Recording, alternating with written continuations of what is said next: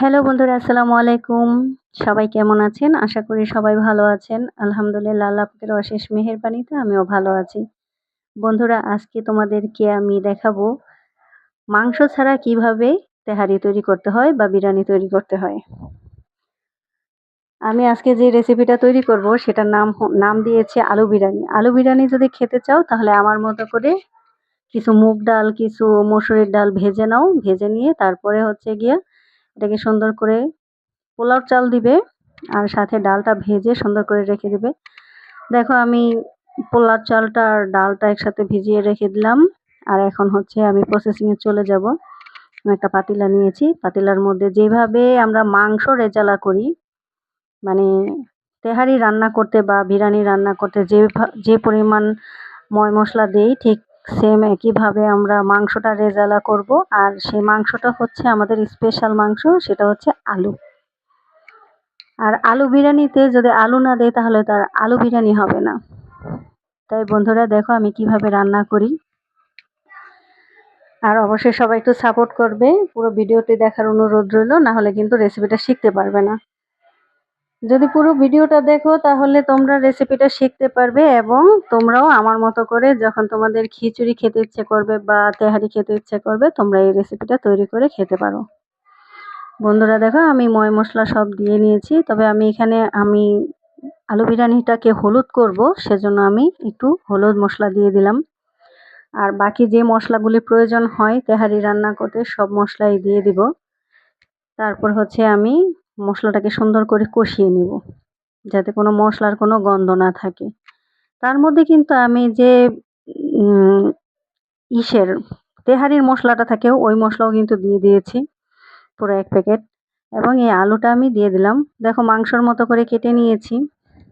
এই যে মশলাটা দিচ্ছি আমি এখন দেইনি আগে, এই যে এবার দিয়ে দিলাম। মশলাটা দিয়ে দিলাম, তেহারির মশলা। এখন এটাকে আমি সুন্দর করে রেজালা করে নিব। এটা হচ্ছে আমার স্পেশাল মাংস। আলু বিরিয়ানির স্পেশাল মাংস মানে আলু রেজালা। এই আলু রেজালাটাকে আমি সুন্দর করে কষিয়ে নিব, আলুটা হালকা সিদ্ধ হওয়া পর্যন্ত। পুরো সিদ্ধ করব না, কারণ পুরো সিদ্ধ করলে চাল দিলে তখন কিন্তু সেই চালের সাথে আলুটা গলে যাবে। আলুটা আনাম থাকবে না। আর এই স্পেশাল রেসিপির সিস্টেমই হচ্ছে আলুটা হচ্ছে মাংসর মতো দানা দানা থাকবে, যেটা হচ্ছে মাংসর পরিবর্তে আমরা আলু খাবো। তো যাদের আলু পছন্দ তারা অবশ্যই আলু বিরিয়ানিটা তৈরি করে খেতে পারো। তবে আশা করি সবার কাছে ভালো লাগবে, অতটা খারাপ লাগবে না। তা আলুটা মোটামুটি আমার হালকা সিদ্ধ হয়ে গেছে। এখন আমি যে ডাল চাল একসাথে ধুয়ে রেখেছিলাম সেটাকে দিয়ে দিব। আর সচরাচর সবাই জানে তেহারি কিভাবে রান্না করতে হয়। আশা করি আর বাকি রেসিপি ওরকম করে বলতে হবে না। তো এটাকে সুন্দর করে আমি একটু কষিয়ে নিব। একটু ঢেকে দিলাম। ঢেকে দেওয়ার পরে দেখো পানিটা যখন শুষে যাবে এটাকে আমি সুন্দর করে একটু নেড়ে চেড়ে কষিয়ে নিব। তেল মশলা সব একসাথে করে মাখিয়ে সুন্দর করে কষিয়ে তারপর এটাতে আমি পানি দিয়ে দিব। তেহারি রান্না করতে যে পরিমাণ পানি দিতে হয় সেম ওইভাবেই পানি দিয়ে সুন্দর করে এটাকে ঢেকে নিলেই হয়ে যাবে। আর এটাকে বেশিরভাগ অল্প পরিমাণে পানি দিবে, যাতে করে চালটা শুধুমাত্র একটু হালকা সিদ্ধ হয়। তারপরে হচ্ছে এটাকে ভাপে সিদ্ধ দিতে হয়। কারণ তেহারি যারা রান্না করে তারা অবশ্যই জানে যে এটা ভাপে সিদ্ধ দিলেই সবচেয়ে ভালো হয়। এদিকে দেখো আমি ৩ টা ডিম সিদ্ধ করে নিলাম। ৩ টা ডিমকে আমি ভেজে নিব, কারণ আমরা ঘরে মানুষ ৩ জন। তাই ৩ জনের জন্য আমি ৩ টা ডিম সিদ্ধ করে তারপরে আবার এটাকে খোলায় ভেজে নিচ্ছি। কারণ মাংস তো নেই, আলু দিয়েছি শুধু। আলু বিরিয়ানির সাথে একটু ডিম না হলে কি চলে? তবে ভর্তা হলে সবচেয়ে ভালো হয়। ভর্তা দিয়ে খেতে সেই টেস্ট হয়। দেখো বন্ধুরা, পানিটা শুষে গেছে। এখন এটাকে আমি সুন্দর করে নেড়ে চেড়ে তারপরে হচ্ছে এটাকে ভাপে দিয়ে দিব। আর তেহারি বলো আর বিরিয়ানি বলো, আলু বিরিয়ানি বলো আর মাংস বিরিয়ানি বলো, যাই বলো না কেন, যতটা ভাপে সিদ্ধ করবে ততটাই তোমাদের তেহারি রান্নাটা অনেক সুন্দর হবে। দেখো আমি এখানে এই পাতিলার সবগুলি একদম উপর নিচে করে নেড়ে চেড়ে মশলাগুলি একদম সব একসাথে করে গুছিয়ে তারপর এটাকে আমি ঢেকে দিব। ঢেকে এটাকে ভাপে সিদ্ধ দিয়ে দিব। তো বন্ধুরা, যারা আমার চ্যানেলে নতুন তারা অবশ্যই আমার চ্যানেলটি সাবস্ক্রাইব করে পাশে থাকবে। আর পুরো ভিডিওটি দেখবে, সবাই আমাকে একটু সাপোর্ট করবে, কারণ তোমাদের সাপোর্টেই এগিয়ে যাব ইনশাল্লাহ। আমি একটা তাওয়া দিয়ে দিলাম। তাওয়াটার উপরে দিলে হবে কি, নিচে পাতিলার মধ্যে পোড়া লাগবে না, তাহলে ভাপে সিদ্ধ হতে খুব সুন্দর হবে। এখন এটাকে আমি ঢেকে ভাপে সিদ্ধ দিয়ে দিব। এদিকে আমার ডিমটাও সুন্দর হয়ে গেছে, একটা প্লেটে নামিয়ে নিলাম। দেখো বন্ধুরা, আমি ডিম খিচুড়ি রান্না করলাম, যেটাকে আমি আমার ভাষায় বলেছি আলু বিরিয়ানি। তো ভাপে দেওয়ার পরে আবার আরেকটা উল্টে দিব, কারণ উল্টে পাল্টেই কিন্তু ভাপে সিদ্ধ করতে হয়।